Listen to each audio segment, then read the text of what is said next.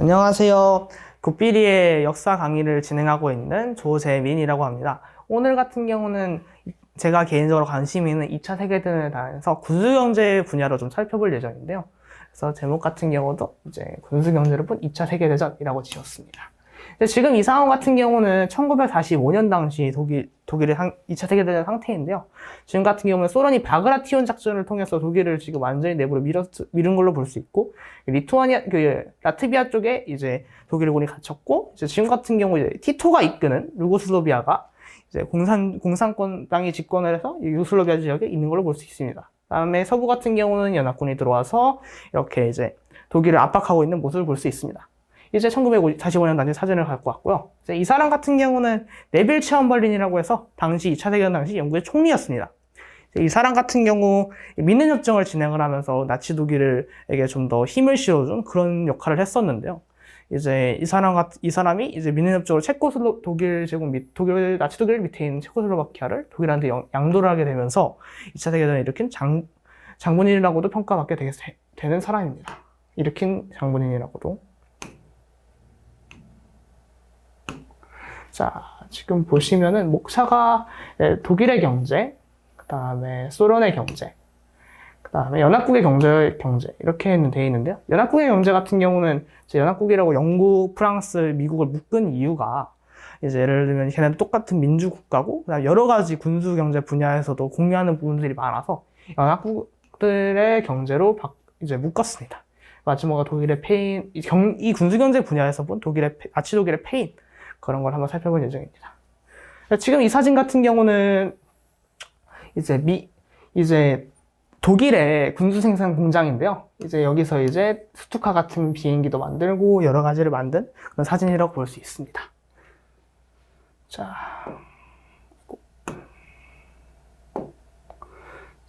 이제 독일의 경제를 살펴볼 텐데요. 독일의 천재 금융가. 이 사람이 얄마르샤트라는 사람인데 여기 보시면 이 사람입니다. 이 사람 같은 경우 독일 중앙은행 총재를 지냈었는데요. 이제 바이마르 공화국 시절부터 이 사람이 있었는데 이 사람이 이제 매포엄이라는 걸 만듭니다. 이제 매포엄이 뭐냐? 이제 매포엄 같은 경우는 이제 독일의 이제 유령 회사를 세워서 그 유령 회사를 통해서 독일의 하인켈이라던가 뭐 헨쉘 뭐 이런 독일의 군수 이제 기업들에게 비밀스럽게 군수 자금을 전달하는 그런 역할을 했던 이제 유령 회사라고 볼 수 있고요. 그래서 이 회사가 발행한 어음을 매포엄이라고 부릅니다. 그다음에 이제 헤르만 괴링이라는 이제 독일의 이제 항공 장관이 진행했던 4개년 계획이 있는데요. 이 4개년 계획 같은 경우는 이제 독일의 이제 경제 시스템을 군수 경제로 전환하는 그런 역할을 했던 계획이라고 볼 수 있습니다. 이제 마지막으로 독일 특색 기계공을 살펴볼 텐데요. 이거 같은 경우는 좀 이따 제가 설명을 드리겠습니다. 지금 이 사진 같은 경우는 독일에 있는 뭐 중전투기라던가 독일에 있는 포 같은 경우가 나타난 독일 선전 이제 그림인데요. 뭐 이런 제가 인터넷을 뒤지다 보니까 이런 게 나오다가지고 사진을 첨부해 왔습니다.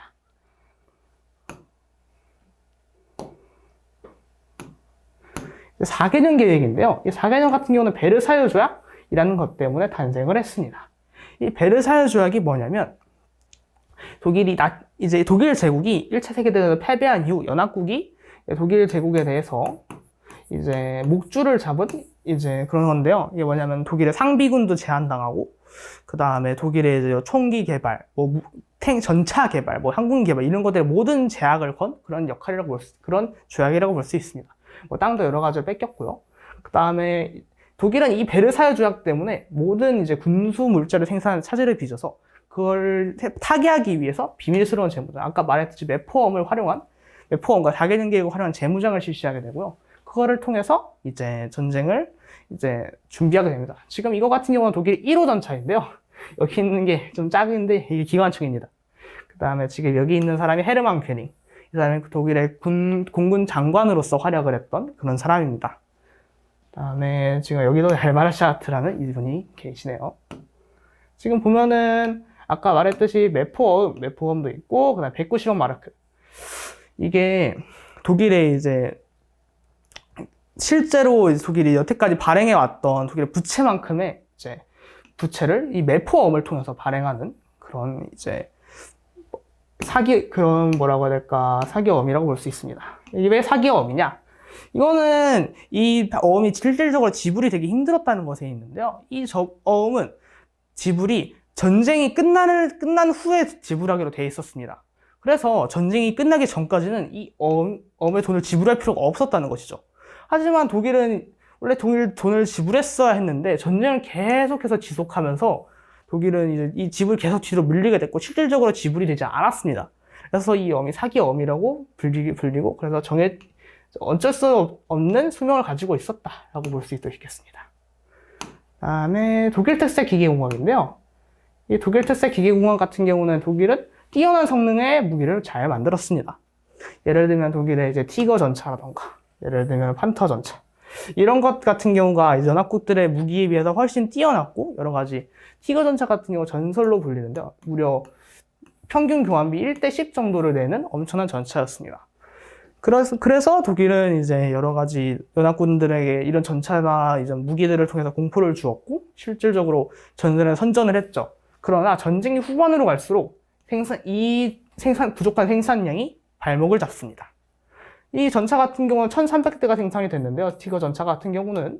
하지만 연합국들의 전차 같은 경우는 미국의 주력 전차의 셔먼의 경우 거의 5만 대, 그 다음에 소련의 T-34의 경우 8만 대가 생산이 되는 이런 전차가 1300대 생산된 거에 비해서 너무나 많이 생산됐죠. 그러니까 이 전차가 모든 전설에 사용이 못 되는 겁니다. 너무나 필요한 부분이 많아서. 근데 이렇게 많이 생산된 전차들은 어디든 나타날 수가 있었죠. 그래서 이제 여기 알마르 샤르트가 할 말을 보면은 독일은 1단계 전차를 만들고 싶었는데요. 예를 들면 이제 독일 비밀 무기들 같은 거 보면 마우스 전차라던가 뭐 여러 가지가 많은데, 그런 것들 보면은 독일이 이제 하나의 전차를 통해서 수많은 적을 상대하는 그런 것들을 되게 좋아했다고 볼 수 있습니다. 하지만 독일은 이런 전차 성능, 승무원보다 실전에 출중했지만 우리가 전쟁이 후반으로 가면 갈수록 적들도 그런 무기들을 만들기 시작했다는 거죠. 그래서 무기의 뭐라고 해야 될까, 생산량이 너무나 부족해서 실질적으로 후반에 가면 갈수록 전쟁에서 밀리기 시작했습니다. 자, 이번에 두 번째입니다. 소련의 경제. 소련의 경제는 이제 전시공산주의로 이제 소련이 실제로 2차 대전을 수행할 때 경제 시스템을 가지고 있었는데요. 전시공산주의의 경우 러시아 내전 때 소련이 이제 공산주의 시스템을 전시에 어떻게 적용할까를 생각해서 만들어낸 게 전시공산주의입니다. 예를 들면 농민한테서 이제 곡물들을 이제 징용을 해서 그걸로 이제 군수품을 생산한다던가, 뭐 예를 들면 그런 거. 이제 소련 같은 경우는 집산주의를 실현을 하는데요. 이제 5개년 계획을 진행을 하면서 소련은 이제 농민들한테서 곡물을 갈취해서 그걸로 중공업에 투자를 많이 하는 그런 경향을 보였습니다. 그다음에 소련 같은 경우 기술 관료적이라고 볼 수 있는데요. 예를 들면은 실제로 이제 산업전선에서 근무하던 사람이 당에 있는 고위직에 올라가거나 아니면은 미국에서 이제 물품을 생산하는 그런 기술들을 많이 들여온 걸 들려줄 수 있는데요. 예를 들면은 미국에 있는 포드 자동차가 하는 것처럼 컨베이어 벨트를 이용한다던가, 뭐 이런 이제 대량 생산에 특화되어 있는 그런 기술들을 소련은 들여와서 이제 기술 관력 사회라고 제가 부를 수 있겠습니다. 그다음에 소련 같은 경우는 아까 말했듯이 그런 산업공학 물건을 많이 생산할 수 있는 산업공학을 외국에 수입해옴을 통해서 양 중심의 생산체를 갖출 수 있었는데요.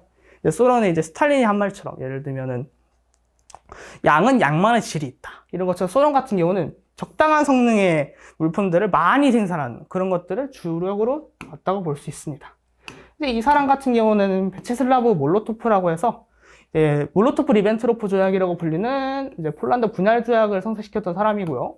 그 다음에 핀란드 침공도 결정했던 사람입니다. 그래서 핀란드에서는 이 몰로토프에게 주던 칵테일이라고 몰로토프 칵테일을 화염병으로 사용하는 등 여러 가지 했었죠. 이제 5개년 계획의 수립자라고 불리기도 하고, 그 다음에 그래서 이제 이 사람은 뭐 독일과 여러 계약을 성사시켰던 그런 사람이라고 볼 수 있습니다. 자, 소련 전시공산주의입니다.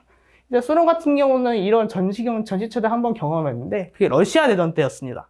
러시아 내전 때 같은 경우는 세계 최초의 공산주의국가 탄생을 막기 위해 뭐 폴란드라던가 미국이라던가 이런 국가들이 이제 러시아 내전에 참전을 해서 백군편으로 참전을 했었던 그런 전쟁인데요. 이제 여기 같은 경우는 러시아 내전 때 군인들이랑 시민들이랑 있는 거. 이제 러시아 내전 때 어떤 프로파간다 같은 거.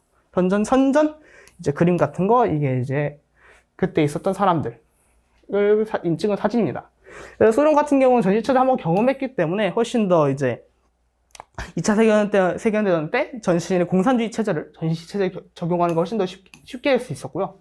그 다음에 소련 같은 경우는 중공업에 되게 치중된 산업 체제를 가지고 있었습니다.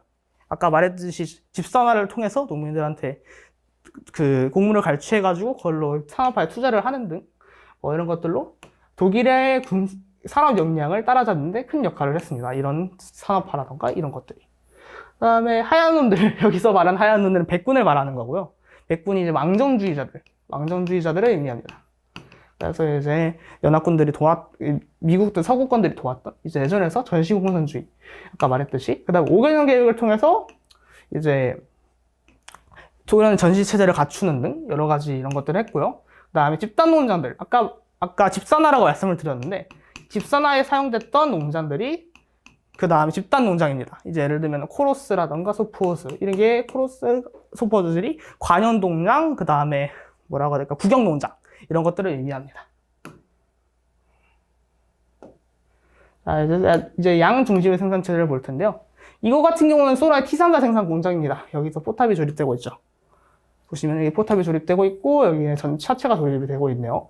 소련 같은 이게 소련의 라그 전투기, 이런 전투기들을 생산한 생산 공장의 모습을 제가 담아왔습니다.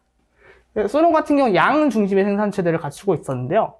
이제 아까 소련 같은 무기들은 대량 생산에 비해서 설계되어 있었습니다. 물론 독일이나 연합국들에 비해서 성능이 딸리지만 여러 가지 부족한 면이 있지만 소련은 이것들을 엄청나게 많은 물량으로 커버를 했습니다. 그래서 독일의 전차들은 보병들을 모두 도울 수 없었던 반면에 소련군의 전차들은 그 어디서든 등장하면서 독일군에 대적했죠. 그 다음에 소련군의 전차들은 연합군에 비해서 전체적으로는 살짝 떨어지는 부분이 없지 않지만 실질적으로는 그렇게 못 쓸 만큼은 아니었습니다. 그래서 언제든지 사용할 수 있고 누구나 쉽게 조종할 수 있는 적당한 성능을 가지고 있었고요. 그런 것들이 많은 물량과 결합되면서 이제 큰 효과를 냈다고 볼 수 있습니다.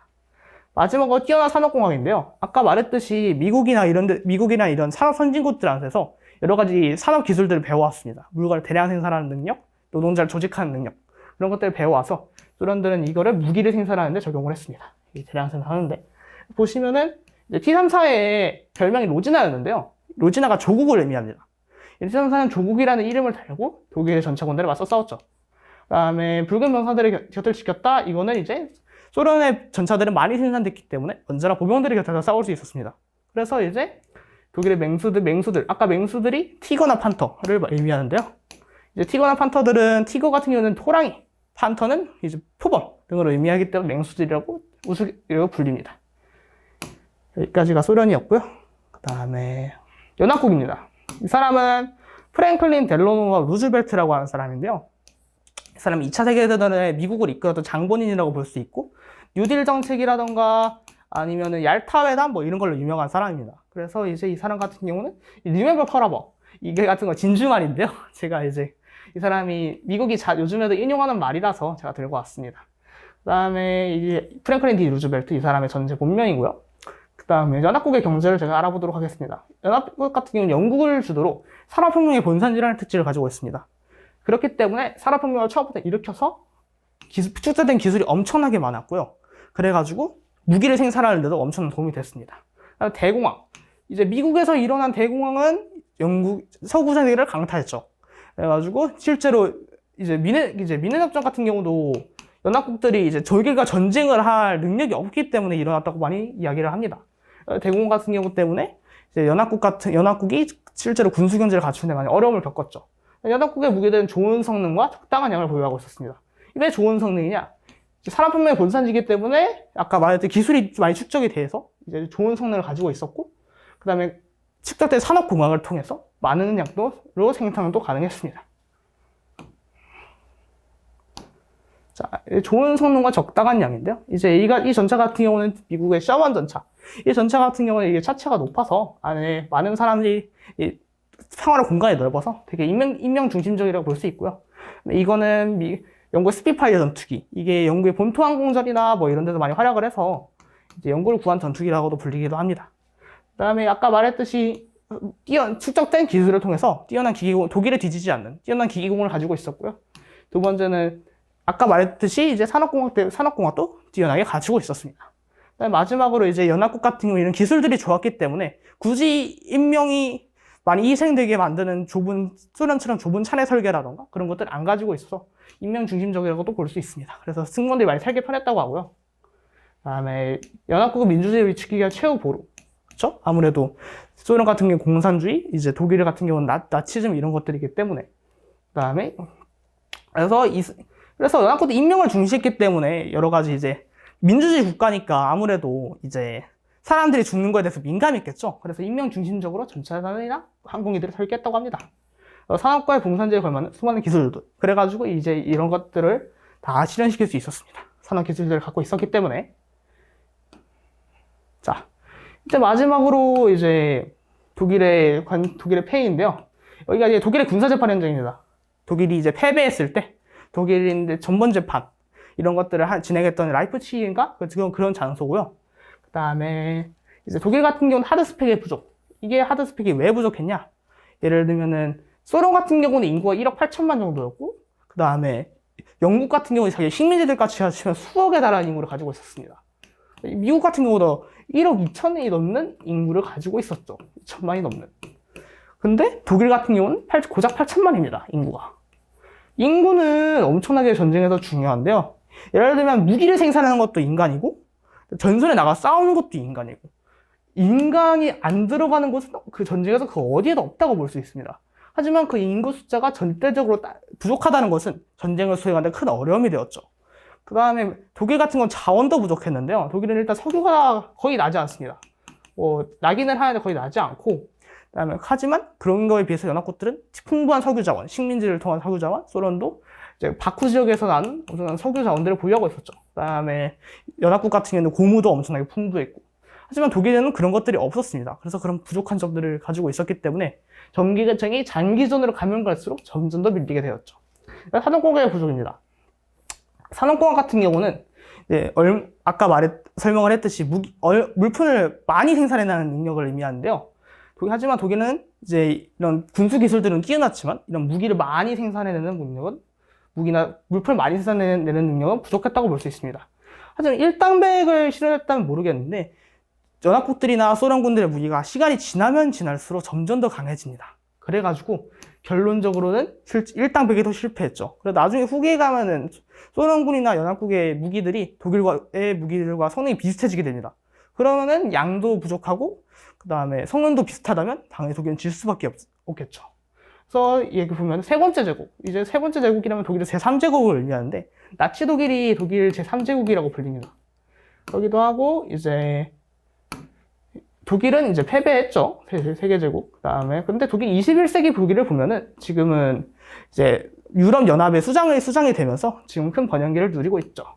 그래서 이제 이 사람 같은 경우도 이런 생각을 가진, 이런 말을 제가 들고 왔습니다. 지금까지 고삐리의 이제 역사 강의였습니다. 여태까지 시청해주셔서 감사합니다.